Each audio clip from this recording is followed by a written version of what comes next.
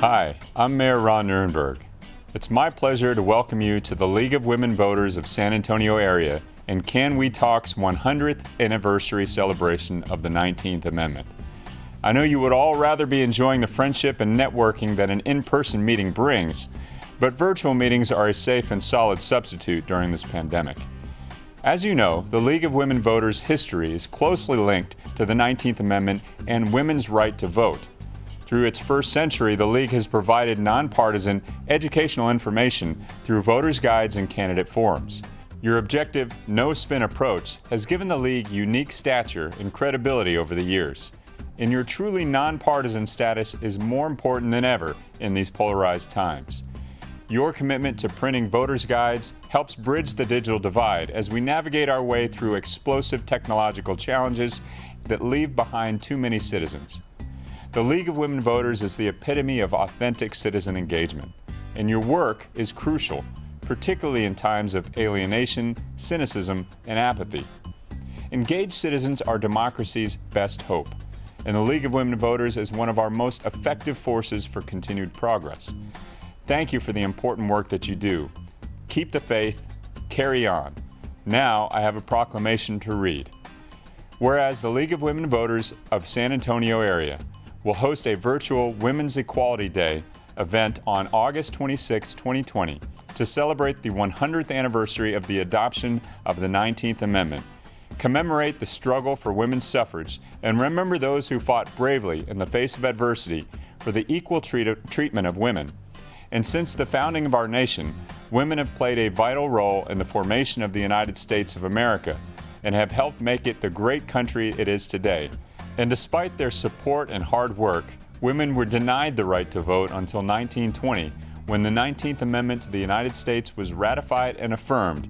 The right to vote shall not be denied or abridged by the United States or by any state on account of sex. And the League of Women Voters envisions a democracy where every person has the desire, the right, the knowledge, and the confidence to participate.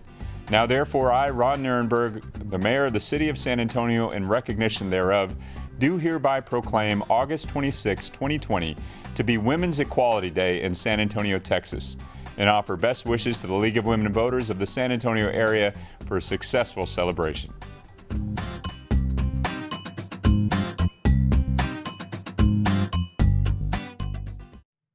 It gives me great pleasure as part of Can We Talk to be partnered with the League of Women Voters. For those of you not aware of Can We Talk, it's a coalition of over 65 women's organizations that was started over 35 years ago by Ginger Purdy for the purpose of getting the 10 organizations that came together, because the lawyers and the different ones were saying the only women that we talk to are other attorneys. So Ginger brought together these 10 organizations and started having 2 events a year. Once in March for Women's Equality Day, and once in August, for Women's History Month, and then in August around Women's Equality Day. And so every month, a steering committee with members from this organization that has now grown to over 65 organizations comes together and plans these programs. An organization from this coalition will step up and become the host. And they can do as much as letting the steering committee run it, or they can step up and take the lead and find the venue, find the program, find the speakers, anything and everything. So we're a very loose-knit organization, no bylaws, no rules. Anyone is welcome to join from these organizations. And we've been doing that for over 35 years. Last year, the League said to us, please put us down for the August of 2020, because for the 100th year anniversary, we want to take the lead. And so we were delighted that they were going to do that. And of course, the plans that you make, something changes, and here we go. This is a wonderful venue, and Madhu and the rest of your League sisters, we are delighted that you took this on. So that's where the history of this organization, Can We Talk, comes, and we're delighted to be a partner.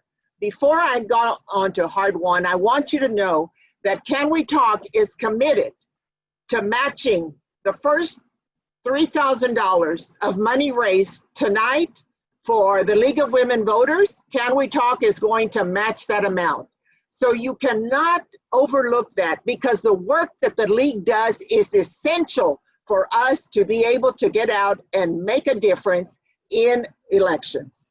So remember that amount. And I'll remind you again throughout and at the end that Can We Talk is matching up to $3,000 to the League for any money that you donate tonight.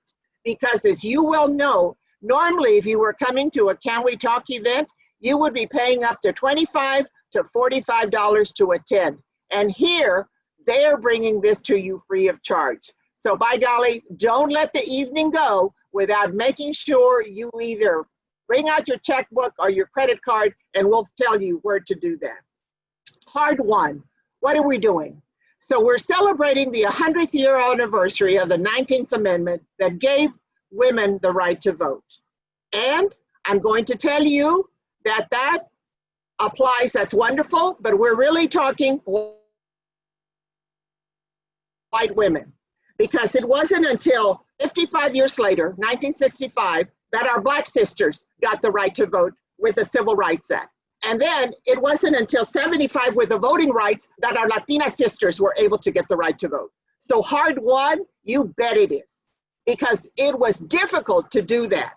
And therefore, we need to make sure when we talk about Women's Equality Day, this was hard won, because when you think about Seneca Falls in 1848, how long it took from 1848 to 1920 to get the 19th Amendment passed, that's several generations in there.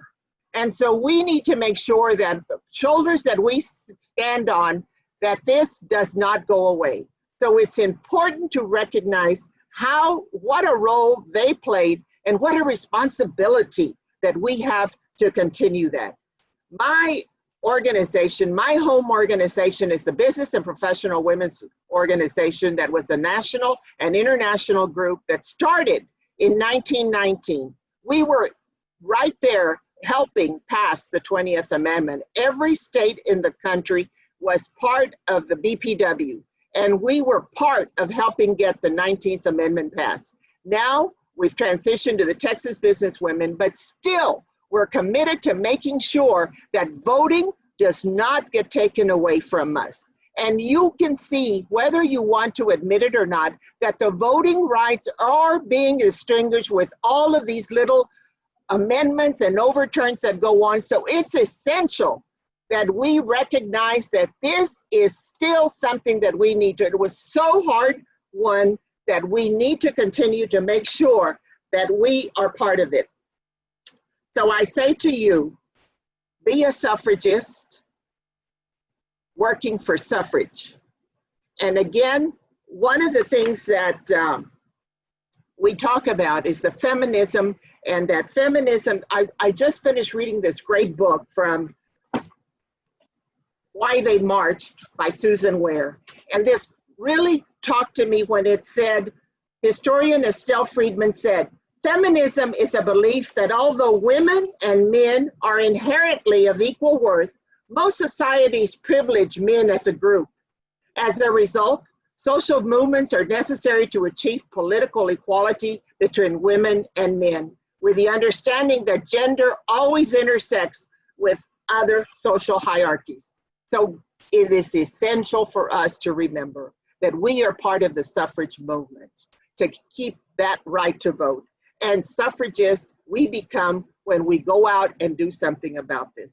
So the League of Women Voters, thank you so much for doing this, and I applaud you for all this work. And once again, remember that we at Can We Talk are delighted to be a partner with you, and we are matching any donations that you get tonight, dollar for dollar, up to $3,000. So please open up your checkbooks. Thank you. Madhu, you're on, dear.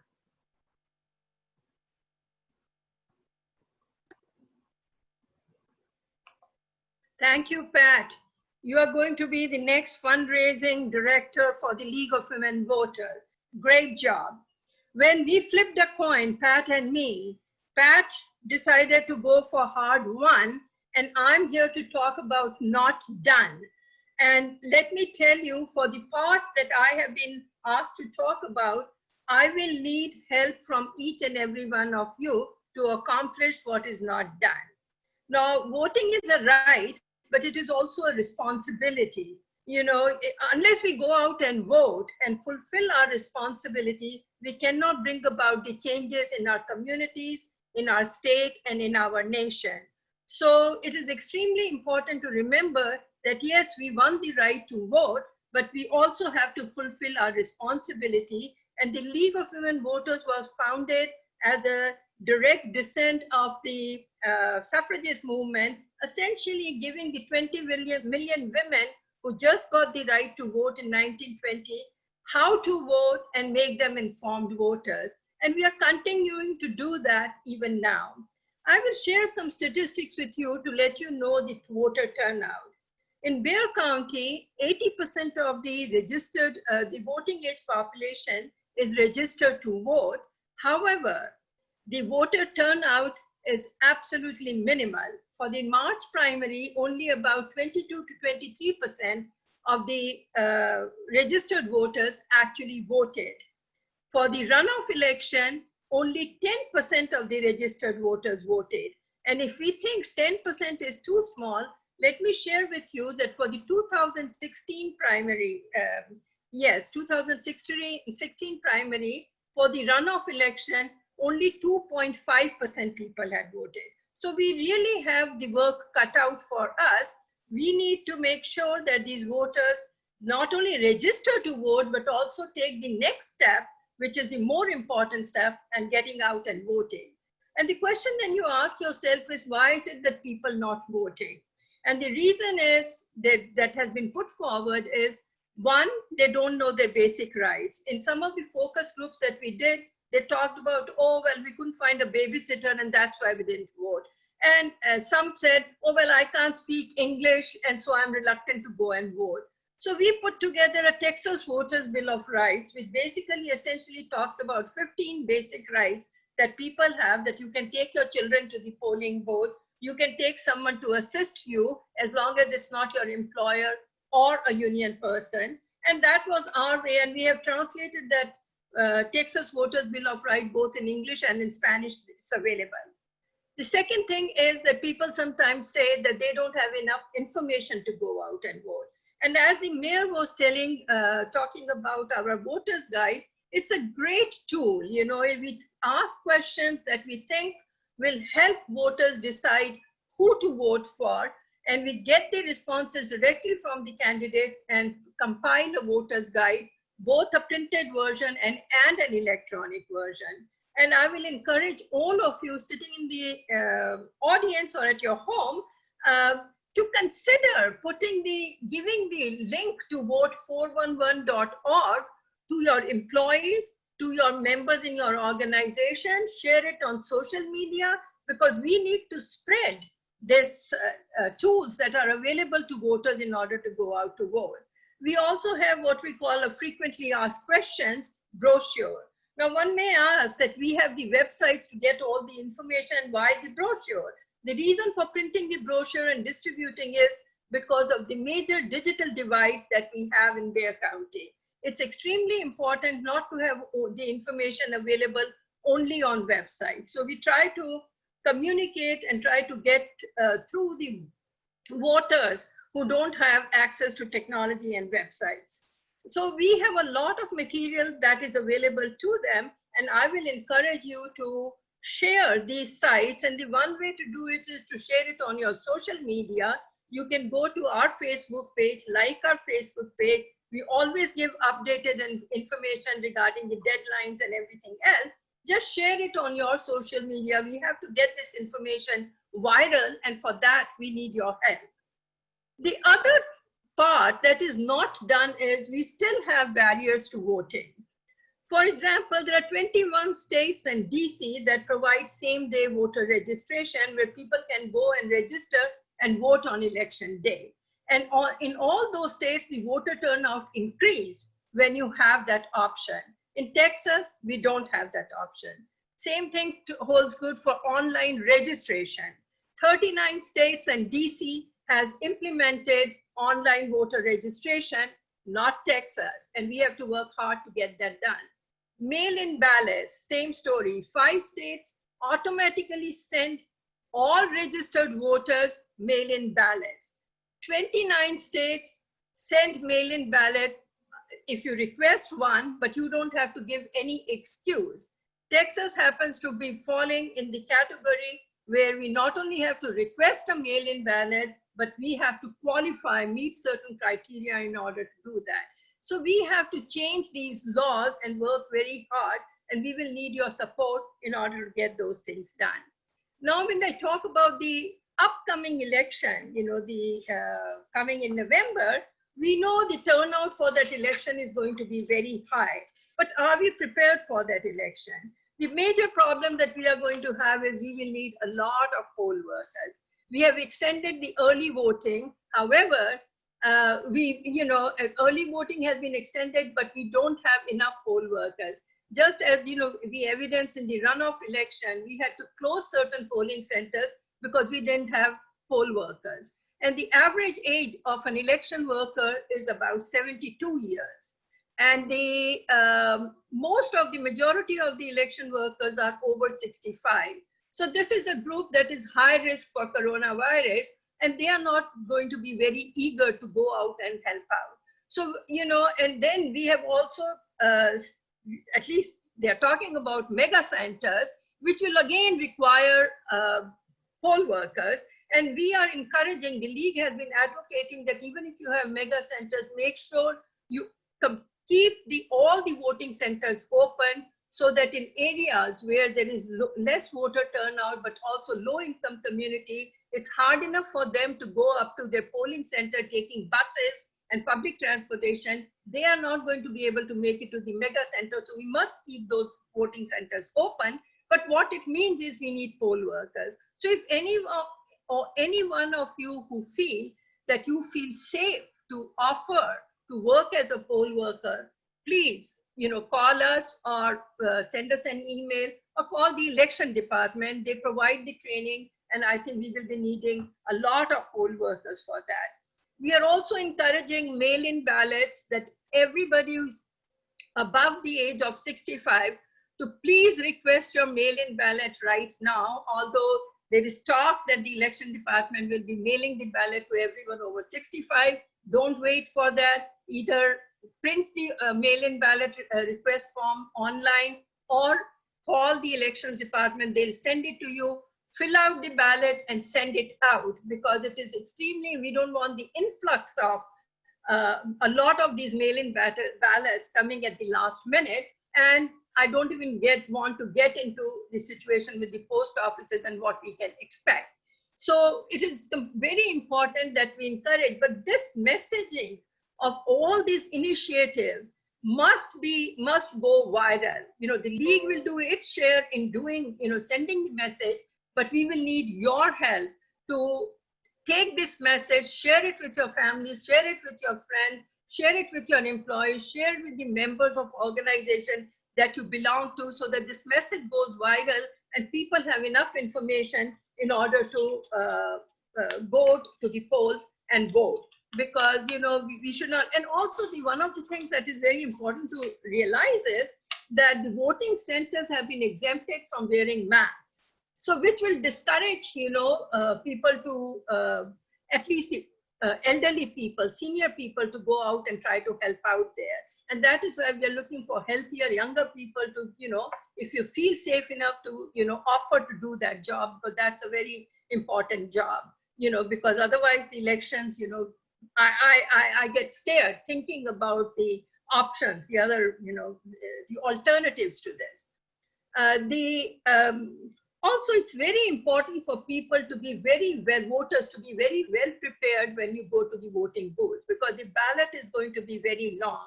We postponed some of the municipal elections in May, and they are all going to appear in the ballot in November. We also have referendum questions. So unless you are prepared and you know who you're voting for, you will be spending a lot of time at the polling booth and taking a rest. So that is another reason why it's important for people to get hold of our voters guide and vote 411. Vote 411, I just want you to know that San Antonio Chamber of Commerce is providing the link to Vote 411 on their website, in their newsletter. San Antonio Public Libraries have said that they will provide the link to the website. San Antonio Express News, who endorses candidates, felt that this is a non-partisan voters guide, and we would like to provide the link, and they are planning on doing that. So if each one of us do our share, we can really get the information, this important non-partisan information, and that is extremely important, especially in this climate with the polarized climate that we are living in, that people are looking for accurate, credible, and non-partisan information. So I will definitely encourage all of you to help us out.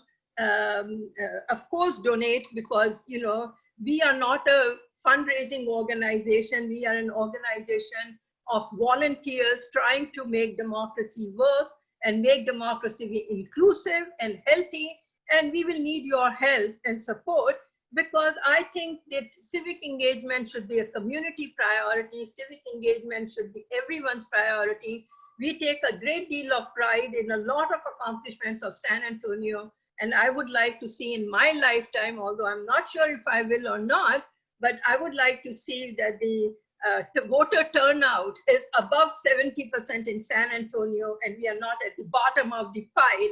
We should take pride in, hey, we are a community that believes in participating, believes in representative democracy, and we are very strongly in support of them, because when you think about it, what are the alternatives to democracy? You really cannot put a price tag on democracy. We need a healthy democracy, and all of us need to make a commitment to make it work. We can't put democracy on autopilot. We have to participate. It is not a spectator sport. We need to work towards it to make it happen. And as I said at the beginning of my remarks, to get this part done, which is not done, I need each and every one of you to step up and tell us how you can help the league, whether it is donating, volunteering, working as a poll worker, working as a poll monitor. That's another thing that is extremely, to get the election going safely. We need all of you to help us. So with that, I will end my remarks, and once again ask you, please do help us out, because we need your help. We normally work very silently and just keep doing what we need to do, but the times have changed and there is a lot at stake, and that's why we decided we will openly ask people to help us out. So thank you so much for listening to me, and I certainly hope I'll get all 300 of you who are attending to support us and make it a great evening. It's a great honor to celebrate and do the unfinished work and keep fighting for the democracy. Thank you.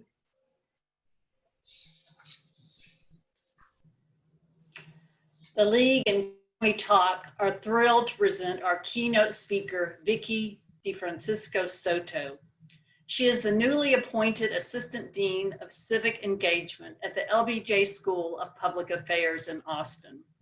While her position is new, her commitment to civic engagement and empowering the disenfranchised is not. For years, Vicki has been writing, thinking, tweeting, and speaking of immigration, Latinos, women in politics, campaigns, and elections. In addition to her lectures on campus at LBJ School of Public Affairs, you can also hear her quite frequently on cable and network television. Vicki also was featured in the 2016 PBS documentary about the civil rights trailblazer Willie Velasquez. In the documentary entitled Velasquez, Your Vote is Your Voice. With the November election 68 days, can you believe it, 68 days away, it is a privilege to have Vicki with us tonight to talk about critical issues and policies that should be on everyone's mind as we go to the polls in November. Welcome, Vicki. Thank you, Jill. Let me make sure I'm unmuted. Okay. I will warn you guys, I keep getting these messages that say internet connection unstable. So I will ask you guys to bear with me on this. I think everybody's probably watching Netflix at this hour if they're not tuned in to this.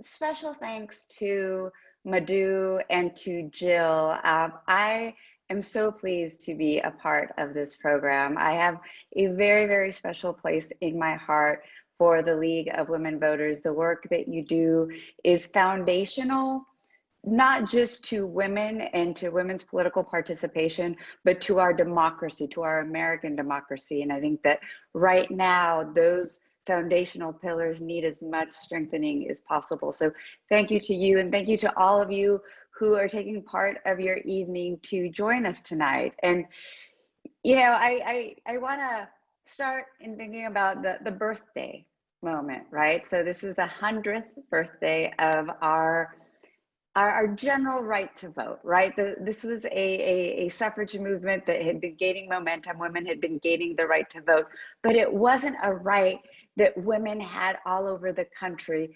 until 1920, and then later on in 1965, when women of color were able to get the right to vote through the Voting Rights Act. So this is a moment of celebration. Like any birthday, you reach a certain age and you go, this is good. I've been living a good life, I've got here.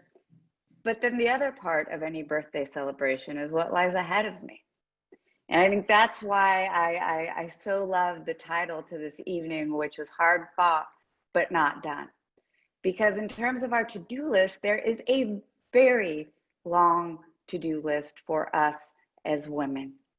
And in thinking about tonight's remarks and in thinking about that to-do list and where we stand as women in our political participation here in the United States, I use a frame that I often use when I'm teaching in class, because I'm just, between us, I'm kind of an Old West movie buff. I grew up in rural Arizona, and I always go back to the good, the bad, and the ugly. So I wanted to talk about our political participation as women on our birthday of the 100th anniversary of gaining the right to vote with that context. So let's start with the good. And I think this is really good. It's great. The fact that we are voting rock stars.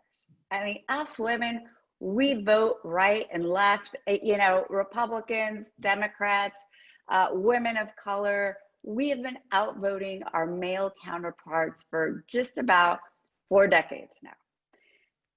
Is there room for improvement? Absolutely. Yes, we can push our numbers up further, especially our young women, even though we have been seeing some progress there among our younger folks and stepping up their voter turnout rates. But, you know, for you know, not getting the right to vote until pretty late in the game, I think we've done a very good job of making up for lost time. Okay, now on to the bad. The bad is that we make up half of the population. And technically, we make up a little bit more than half of the population because we outlive our male counterparts. So we're 50% plus. Yet when we look at our elected chambers, we're about 20 to 25%. So we've got 50% of the population and 25% in our elected bodies. So you see the disconnect here. And for me, this is very worrisome. This is very bad because descriptive representation matters. There is something about a lived experience that a gender perspective brings, that a racial, that an ethnic perspective brings. You know, just as we wouldn't expect a New Yorker to be able to speak for Texan issues, we're not going to expect that men can always speak for women's issues. So it's bad, right? But it had been a lot worse. So if you look at the history of women's participation in elected office, the first women that you saw in elected office got there because their husbands had passed away. So you saw a lot of widowers in Congress. And you know, you bumped along in mid-century, you started seeing more women get elected, but they were still pretty much the exception rather than the rule. bumping along, bumping along. And then we get to the year of the woman, 1992. 1992, as a result of the anger and the frustration that we saw from the Anita Hill hearings, we saw essentially a doubling of women in Congress. You know, in the Senate, we went from 3 to 7. So I mean, hey, that is a hard fought win there. And then in the House, we went from about 24 women to 47. So this is good, but still, you look across the country and we are hovering pretty steady at 25%. In Congress right now, we're at our record high of about 25%. There's a lot of work to do, you know, and talking about this badness, I do want to highlight a couple of bright spots, right? So the first is that we've seen recent growth. In the last couple of electoral cycles, we've seen momentum starting up again. After the year of the woman, we saw a bit of a plateau. The other bright spot is that women of color are entering the arena very boldly. We saw that in particular in 2018.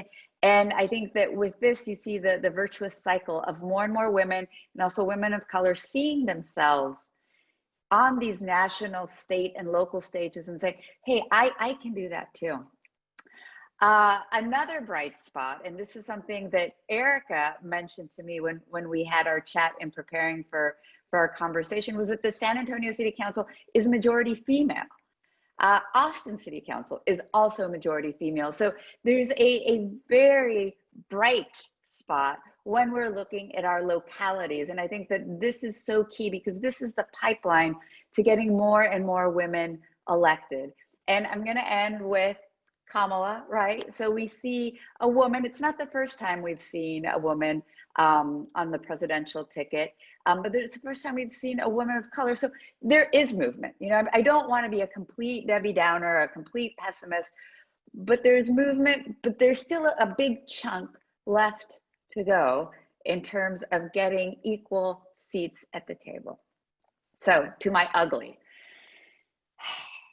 it's the policy piece at this point. So we've got the voting down, we're on our way to getting our descriptive representation, but when you look at the policies that women need to make a life for themselves, to advance themselves and their families, we're not there. We are absolutely not there. And we, you know, we have the right to vote, but then you turn over and you look at the pay gap, and it's sickening to see that for every dollar a man makes, women, it hovers around maybe 70 to 80 cents. And for Latinas, especially for undocumented women, we're looking at 56 cents to a dollar. Occupational segregation is alive and well. And a lot of the issues that are most important to us women get pushed to the back burner, coincidentally, because we're not necessarily at the table to push these issues forward.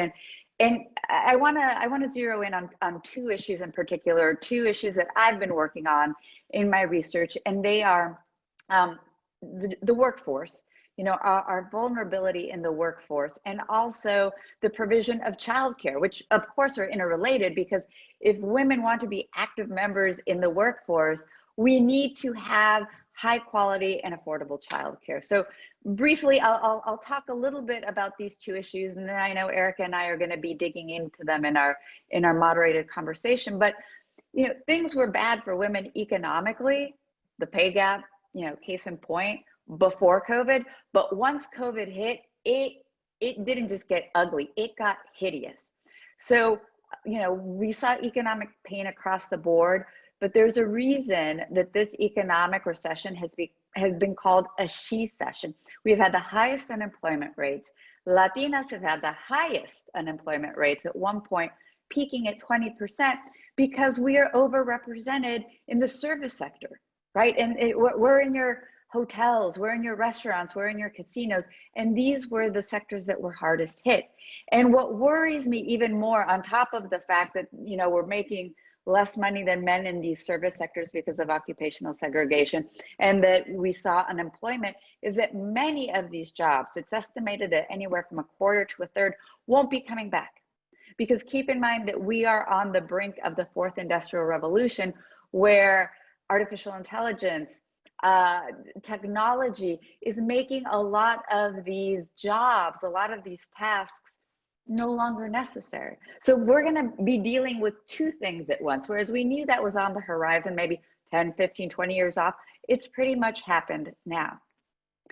And in terms of the childcare piece, I briefly want to note is that for those women who were lucky enough to not lose their job, they have been pushed either to the front lines as essential workers with COVID or not had the option to stop working or to work remotely. And even for women who are working remotely, the lack of provision of childcare is painful.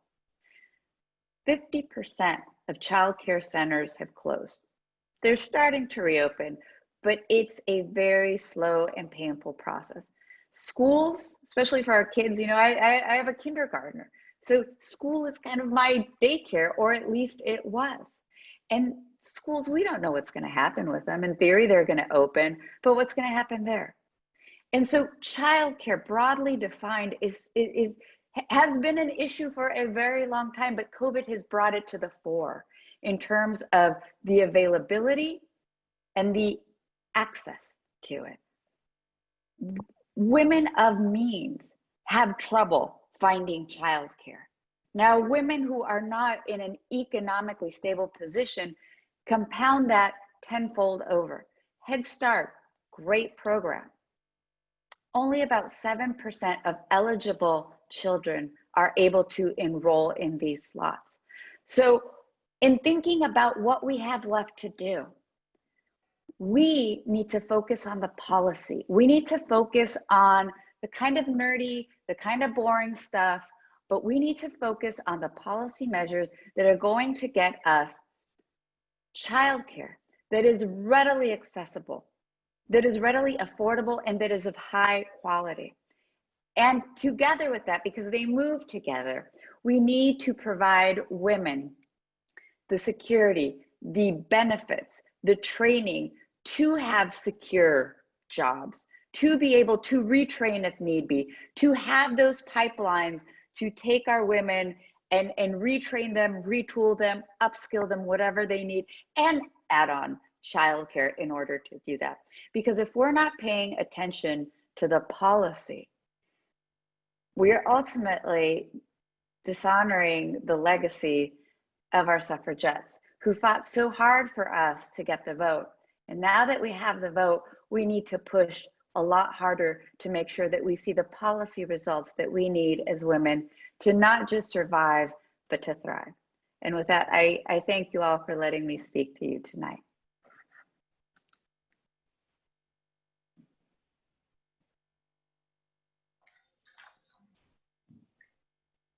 I have known Erika Nirenberg for a few years now. Smart, energetic, proactive, and filled with compassion is what comes to mind when I think of Erika.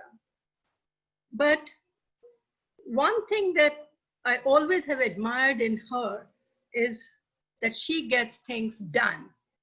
So when you go to her, don't go to her if you don't want to get things done, because she is 16 steps ahead of you and will make sure that things get done. So, you know, and I had the privilege of working with Erika when we launched, the League of Women Voters launched the Empowering Voters project, which was about 3 years back.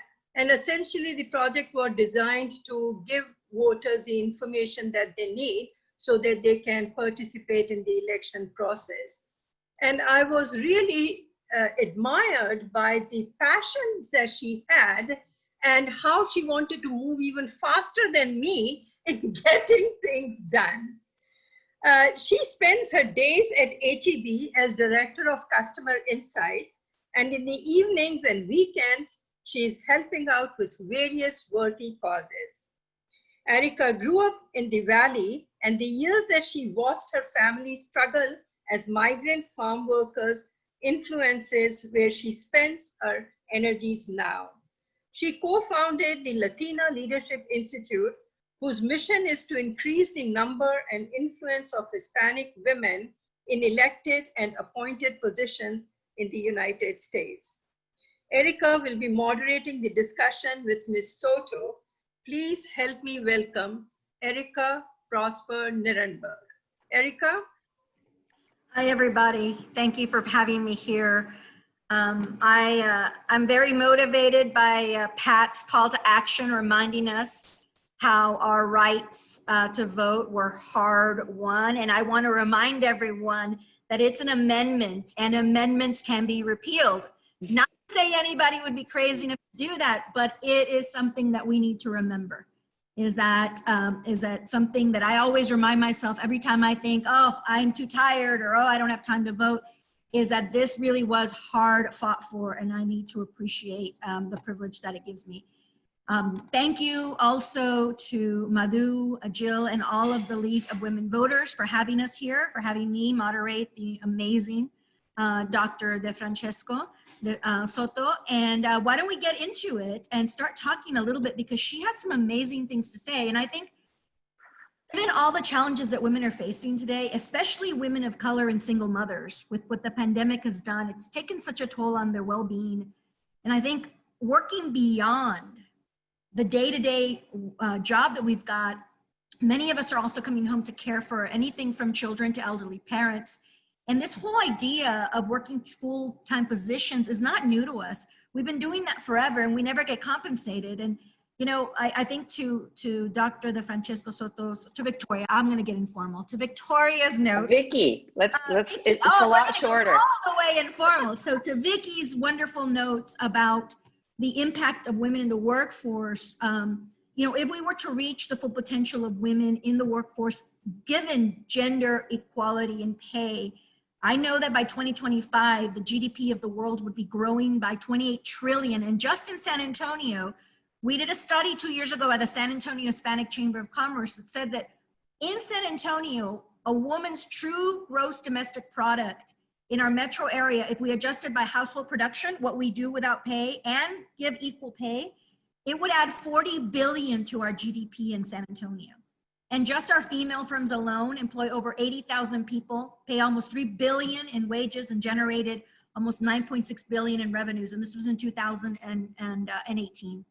So ultimately what you said about this being a she session, I think is right on. And I think it really is about exercising our rights to vote. So let's start with that concept of a she session. I think that it's really an amazing way to position the link between that and our votes and our voting rights. So are there any policies that you feel are overwhelmingly going to help women get back to work that we should consider as we think about our votes? Anything you've seen or read about, or anything that you think has historically not been done in terms of a policy that can help more women work?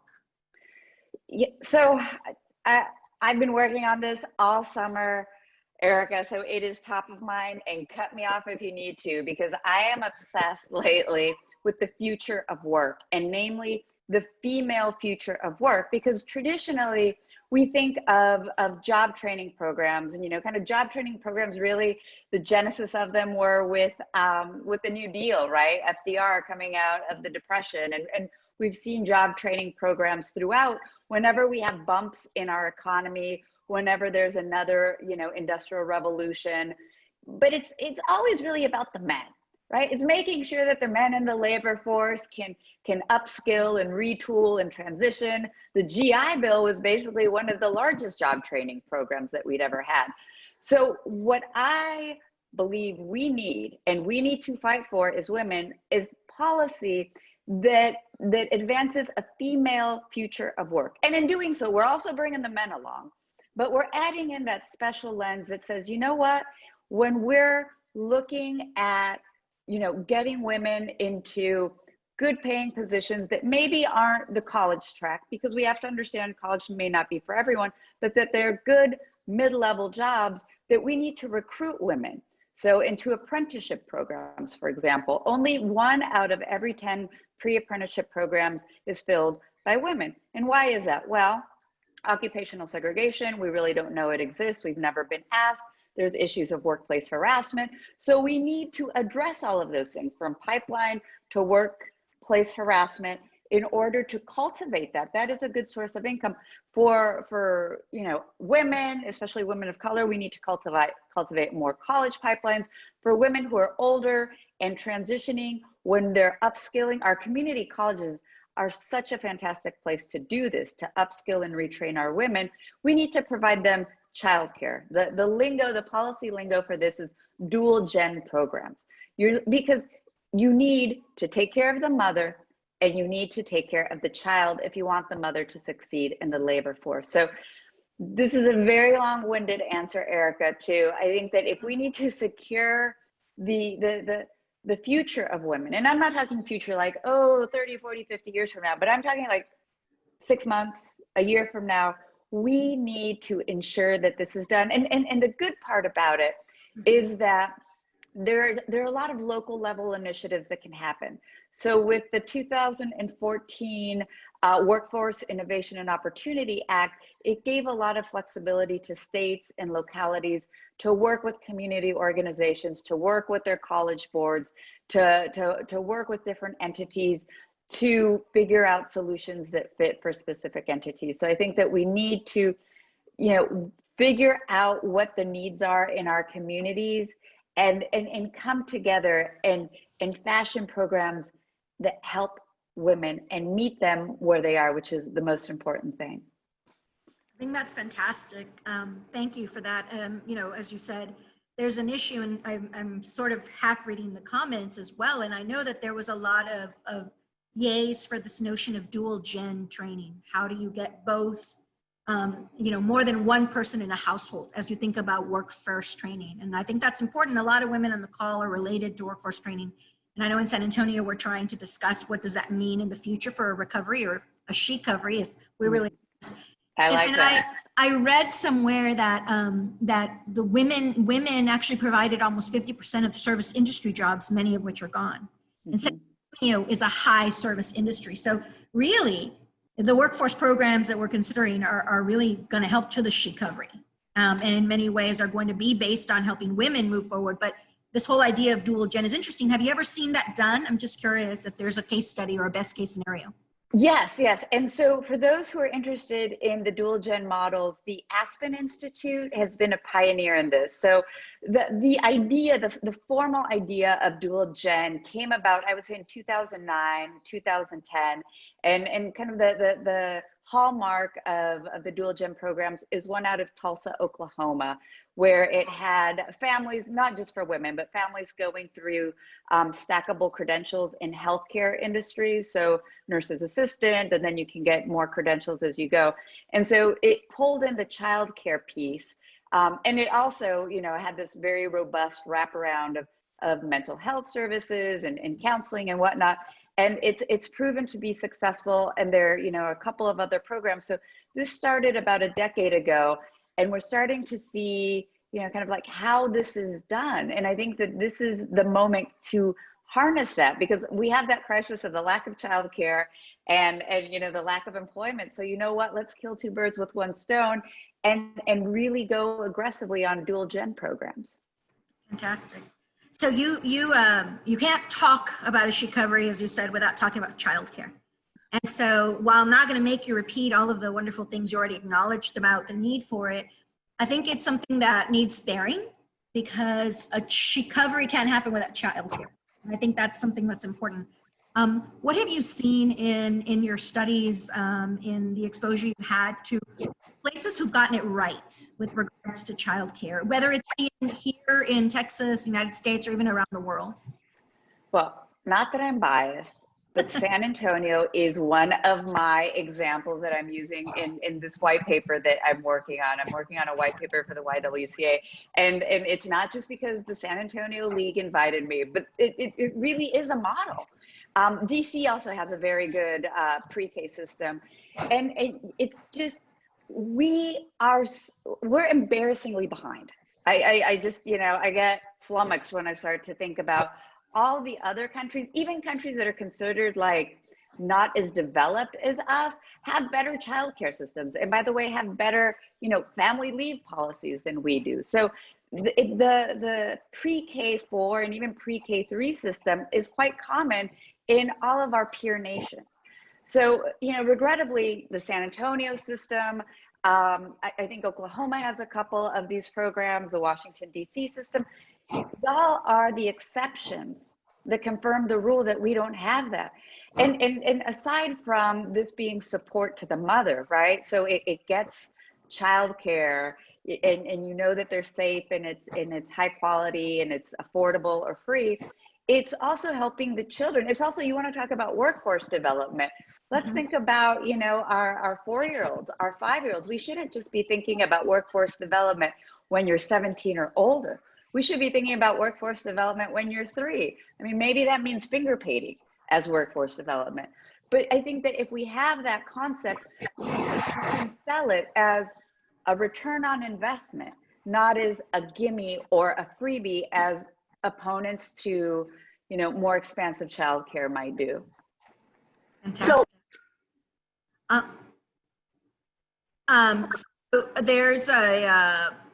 there's been an interesting discussion around the idea of when women vote, an entire family votes. And so it's something that I think is an important element for you to kind of give us as you've studied this and as you've moved forward.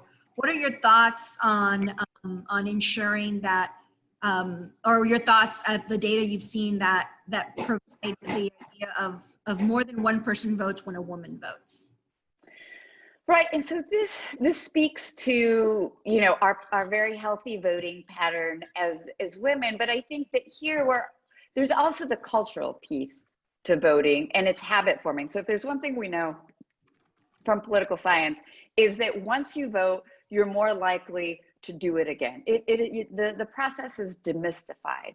So when you have people in your family, whether that's the mom or the dad or the uncle, but when you have that example, that culture of voting, it's a psychological breakdown of the barrier of like, what is that? What is voting? What is it like to go to a polling place? And it also breaks down the logistical barriers where someone can explain things to you. They can take you. So that's, and we're moms, we do it all. So I think that in terms of voting, this is another thing that is our responsibility to do. We're telling the kids, take a bath, do your homework, do this. I think it's also our responsibility to keep telling our children to do this, because this is something that, like you said, Erika, sometimes you get busy, sometimes life gets in the way, and you go, oh, do I really have time to stop by and vote in that primary? Maybe I can squeeze in a trip to the grocery store instead of stopping there. Mm-hmm. It's easy to not vote, and I'm preaching to the choir here, and all of you guys are saying like, no, that's not true. Voting's easy. No, we're kind of rare here. Voting for a lot of the American population is something that is just not as readily accessible as it is to us. So that's why in our families, we need to take the time as mothers, as friends, as daughters, to remind folks of the need to vote. I'm going to pause here. I believe our former vice chair of SAW's board has a question to add to this. Pat? Well, two questions, Erika, that I came to mind. The first one, Dr. DeFrancesco, I was asking, what is the initial amount of funding that would be needed to success for this program, this dual gen program that you mentioned at the Aspen? What is the amount of money that we're talking about to kick it off? Because that is the most important question always. You got to ask, how much is it? Off the top of my head, I don't know, but what I will do is I will send you the report I've been working off of. And if not, we have a researcher here at the Ray Marshall Center who does a lot of work with them. So we will find the answer to that. That I guarantee you. Because I just had dinner with someone that was talking about this specific type of programs that are technical, and they were talking about kids that are coming, but you bring up a good point about recovery, and that there's so many that fall into that category right now that we would be willing to help if we had an amount of money. And that was That was my my question. So yes, please. Thank Let you, me know. Pat. Thank you, Pat. Do you have another? See, we're doing it now. We are rolling up our sleeves and talking policy and moving policy forward. So, okay, we've got this model over here in Tulsa. How can we maybe import it to Texas? So I think this is hard. Fantastic. So I think Tulsa as a role model is good. I know that there are many people, in civics and in elected officials, and so the words dual gen workforce and Tulsa is probably going to be something many aides are going to be researching tomorrow. And I believe somebody got home in the middle of this. So dual gen and Tulsa. I'm going to say that out loud in my house. I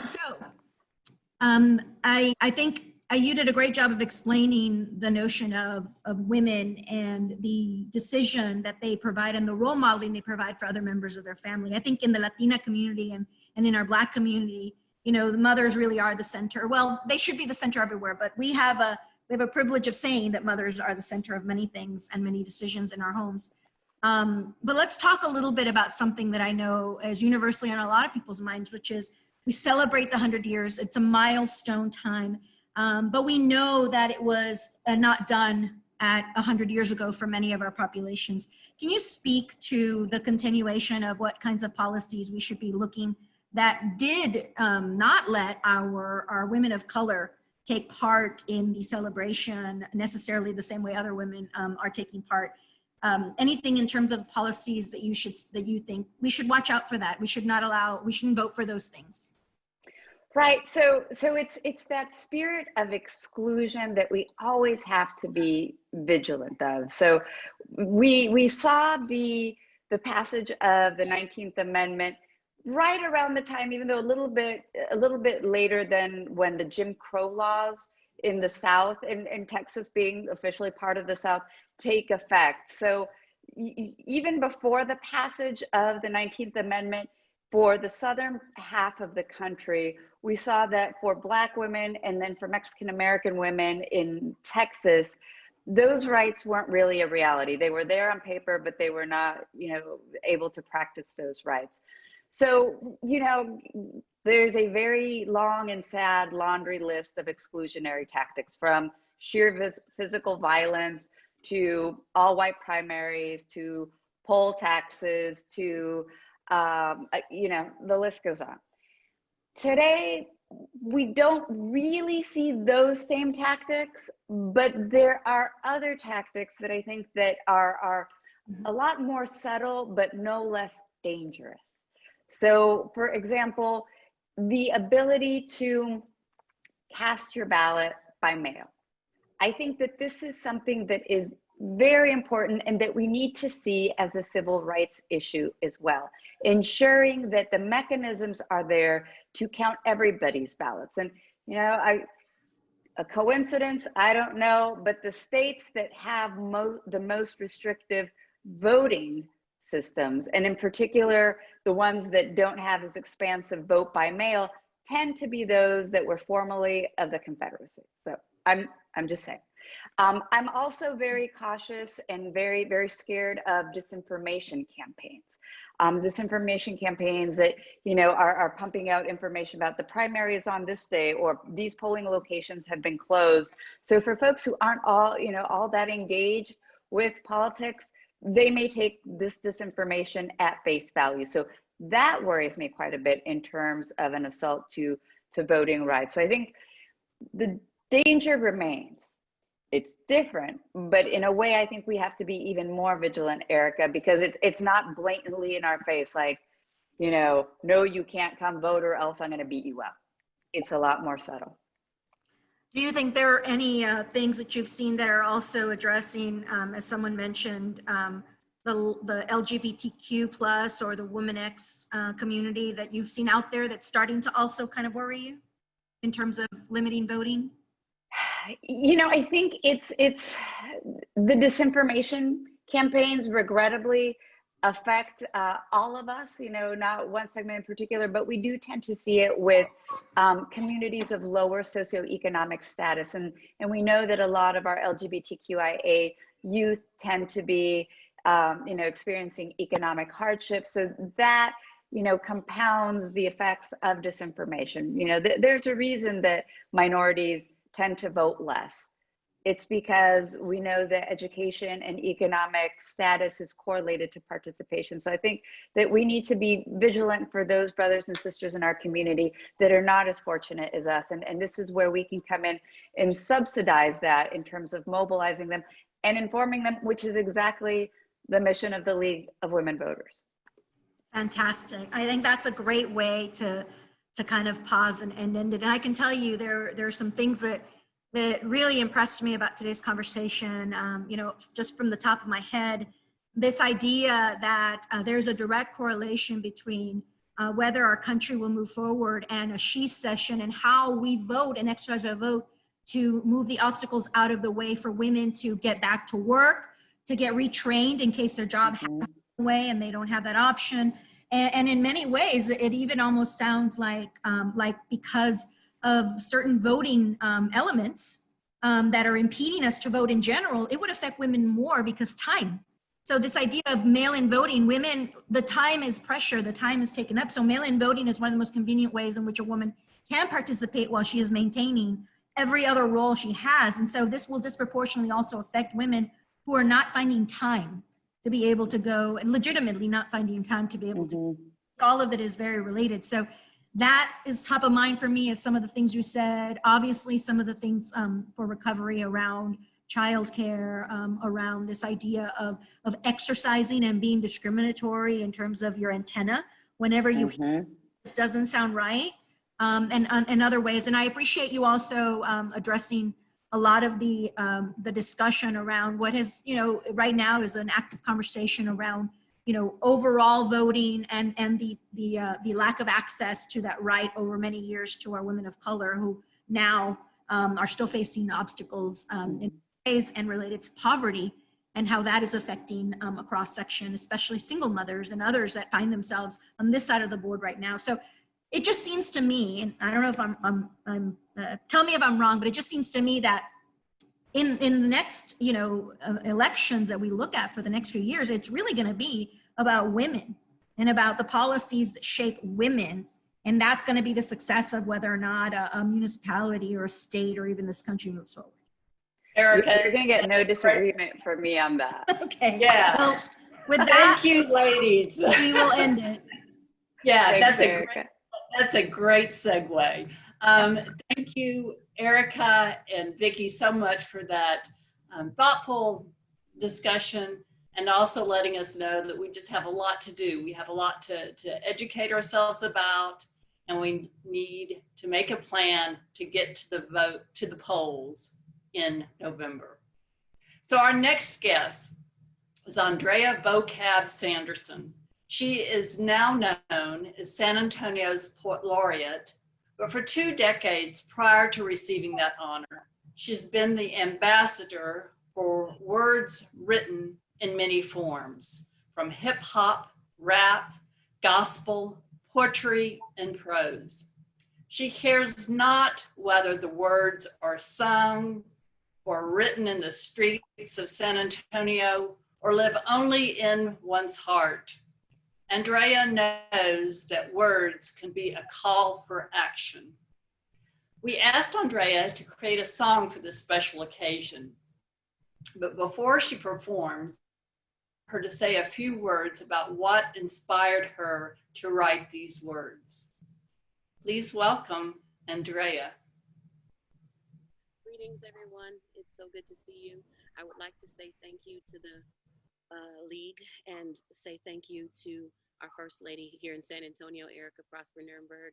And thank you, Madhu, and just for this invitation to participate with you all in this celebration, because truly it is tremendous. And we absolutely cannot forget those who have paved the way and championed rights for us all to move forward. And now it's looking a lot more unified on some fronts, but we also know there are some areas of inequitable moments and a lot of tensions that are rising in this country, in particular in this time. And so I chose to think about Ida B. Wells and 22 women that were her blind sisters that marched in 1913, I chose to think about the National Association of Colored Women in their club and how they said that we are lifting as we climb because politics itself is a mountain, but we as women are called to move mountains. We as women are called to speak to mountains. And if they will not be moved, then we're going to have to climb them. So that's what inspired this course. And definitely, obviously, the title of this event, Hard Won, Not Done, which is, I named the song Hard Won. The song is available now for streaming on all digital platforms. So if you're into YouTube music or you're into Spotify or you're into Apple Music, wherever you listen to your music, you can find the song under Andrea Vocab Sanderson. It features the vocals of the amazingly talented LGBTQIA artist Allison Alonso. She's so wonderful. And so I asked her to come in and sing with me. The song was produced by Nick Shan. Tonight I have with me my wonderful, distinguished, she's an immaculate dancer. And she's a visionary as far as I'm concerned. She is the artistic director, and she owns Arte Pasión. And so I've been working with Tamara Adira for several years now, and it's been my pleasure. So she's working with me, and we put together a little performance for you all tonight. Bear with us with the delay of sound for us hearing the track and performing to it. We're going to get up and get into place now, and we're going to mute ourselves just in case any weird noise happens, but we can hear the audio. And thank you to the sound team that is providing the audio. I'm going to wave at you guys really wildly when I want you to start the track.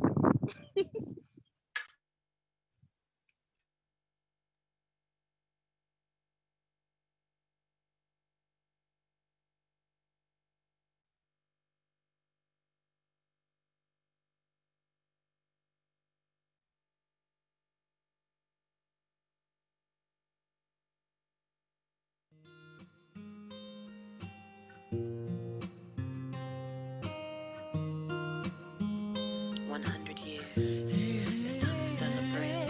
Yeah. It's time to celebrate.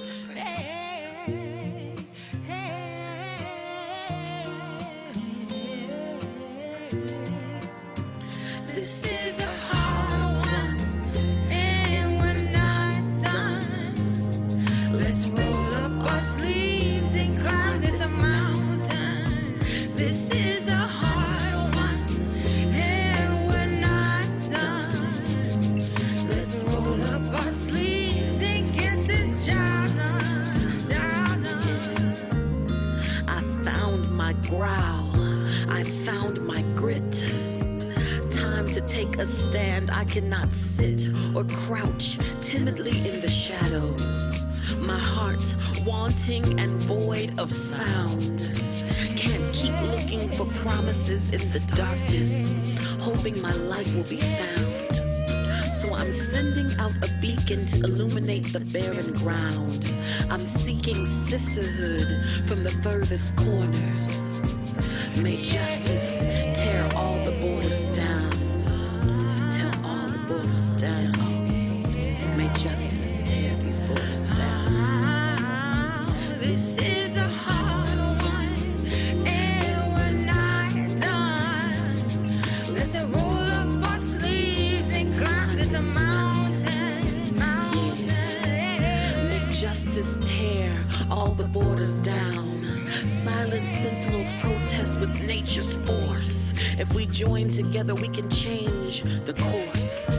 Rallies and protests create a collage of resistance. No matter the challenges faced, we will persist.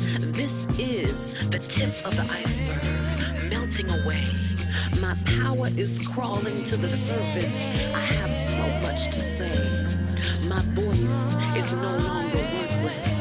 Rising up to lead the way with my sisters. I'm rising up to lead the way. This is a hard one, and we're not done. Let's roll up our sleeves and get this job done. Yeah, this is a hard one, and we're not done. Let's roll up our sleeves and climb this mountain.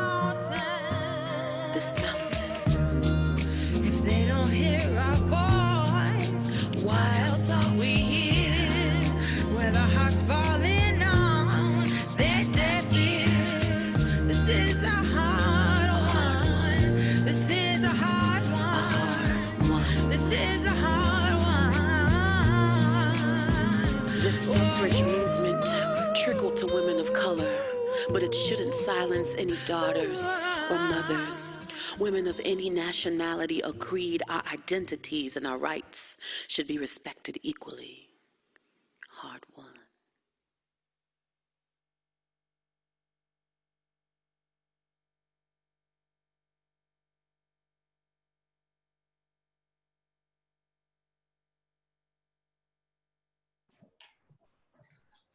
Thank you, Andrea and the team. You know, it is amazing. I'm going to read you some of the comments rather than saying how I felt. Beautiful, bravo, oh my God, incredible, amazing, giving me chills.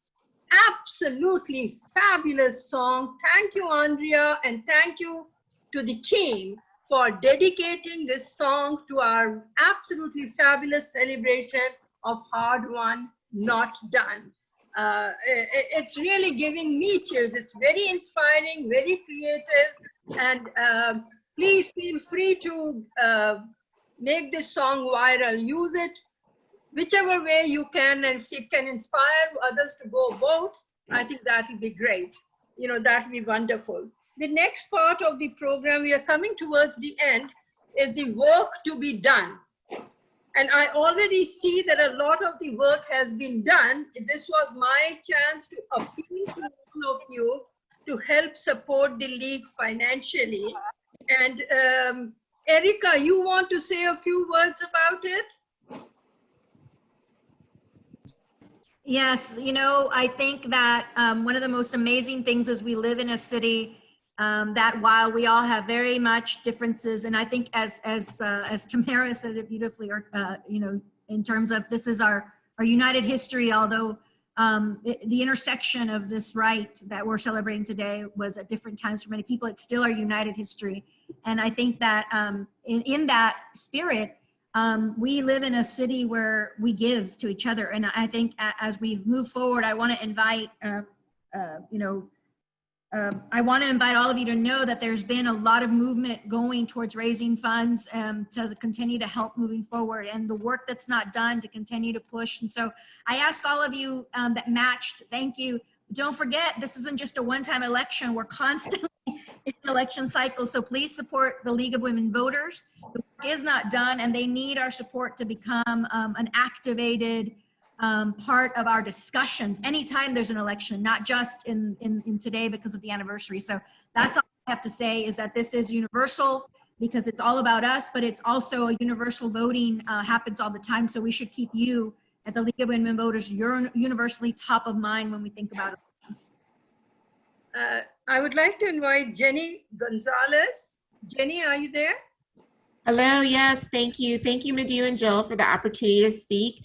Hello, everybody. My name is Janae Margot Gonzalez, and it has been an honor to work with a group of phenomenal women and a few good men to plan the centennial celebration of the 19th Amendment. My good friend Ashley Harris, after conversations with some friends, realized the city had been unable to plan a celebration, and rightly so. They've been very busy and focused on the pandemic. A group of 20 people turned into 50 people, and we became the San Antonio 19th Amendment Centennial Committee. We brainstormed ideas and established action teams to execute those ideas. One of those ideas was our virtual fundraiser. We unanimously decided that the proceeds from the 6-day sale of the Vote Like a Girl shirts would be donated to the League of Women Voters of San Antonio. I am honored to share in those 6 days, we sold over 400 shirts. The San Antonio 19th Amendment Centennial Committee, many who are in attendance this evening, is proud to donate $5,500 to the League.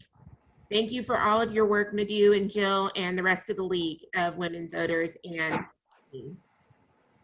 I thank you all very much. It's a donation that will help us.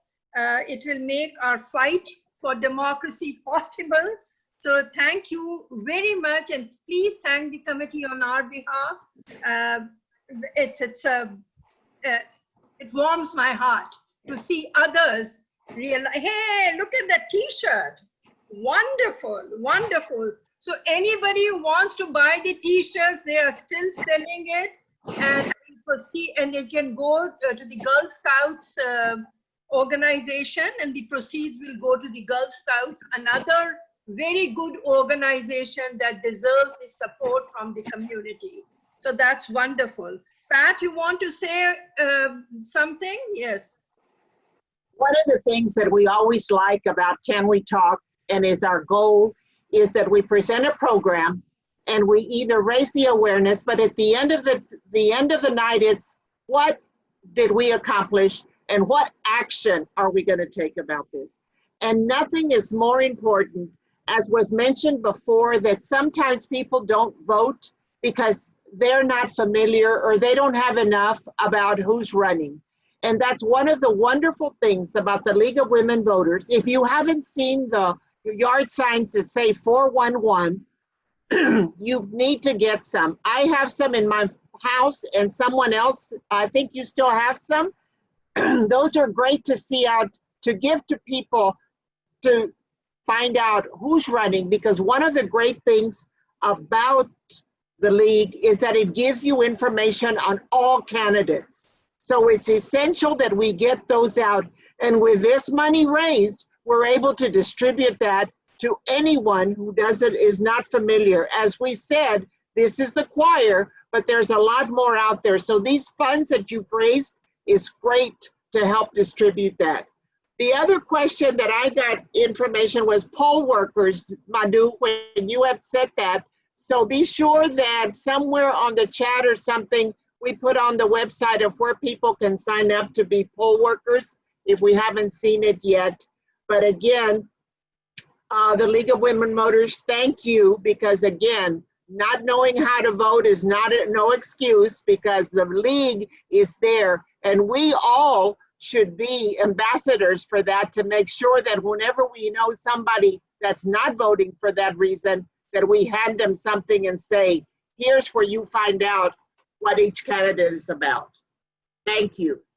And Madhu, the last thing I'll have to say is, just like we were very passionate about the idea of dual gen workforce development as we recover, let's not forget dual voting responsibilities. So please take any 18-year-old and above in your household to vote. Yes, absolutely. I think that's a very good point that you are raising. I think that's wonderful. We should all do that. And I want to thank all those people who have donated today. I'm reading on the chat, so many people have said, yes, I have donated, yes, I have donated. We will individually respond to you, but I want to thank you sincerely for supporting democracy, because it's not the hand that signs the law that holds the destiny of America. It's that hand that casts the ballot. And this is not my saying, it is President Harry Truman who said that, and it's one of my favorite quotations. So we have the power to change our communities, as I said, and we have the power to build the communities that we want to live in, build a nation that we want to live in. So your support will help us, and we promise you that we will work very hard on behalf of the democracy that we want. So please, thank you very much. And I would like to take a moment and thank all those who made this celebration special. Mayor Ron Nirenberg, even though he is not here, Erika, it's your job to go and convey to him that we are delighted with his message, and he summarized the League's activities beautifully. I couldn't have done that in a very succinct way, and thank him for the proclamation also. I also want to thank Vicky Soto. She had to leave because her daughter was not feeling well, so she sent me a chat message that she didn't want to, she couldn't stay back. Of course, I want to thank my dear friend, Erika Nirenberg. Thank you so much, Erika, for joining, for bringing the passion that you always bring to anything that you help organize. And the discussion was absolutely fabulous. And you summarized it at the end beautifully for all of us, food for thought for everyone. I also want to thank Andrea Sanderson, our poet laureate of San Antonio. Absolutely a fabulous job, Andrea. And it's a special song that we will remember for years to come. So thank you very much. Special thanks also goes to Kim Tyndall and Associates for their technical support and helping us with this virtual Zoom celebration. I know when we were starting this and when we started seeing the number of people who will be participating, we were getting nervous. But I tell you once, Kim Tyndall and especially Chris Denny, you know, he has helped us out with a smile and very professionally, and this program went extremely smoothly. So I want to thank the Kim Tyndall as well as Chris Denny, you know, for that. Last but not least, the person who made this program possible is Jill Tobert. Jill had worked extremely hard to put this whole thing together. And so Jill, we couldn't have done it without you. From the bottom of my heart, I want to thank you. I also want to thank Pat Costello as the co-host for the event. And there are other individuals from the league who really, I mean, there is a lot of people who work, but I would like to thank Elizabeth Woodhull and Harriet Weigel and the board of directors for making this program a success. And all of you for attending, because you all are the one who are going to take the message outside and help us generate the excitement about voting and about our democracy. So thank you all for attending. Thank you all for celebrating this important occasion, the passage of the 19th Amendment and 100-year celebration. So with that, I will call this meeting to an end. This celebration will not end. We have a lot of work to do, but good evening, and stay safe. Thank you.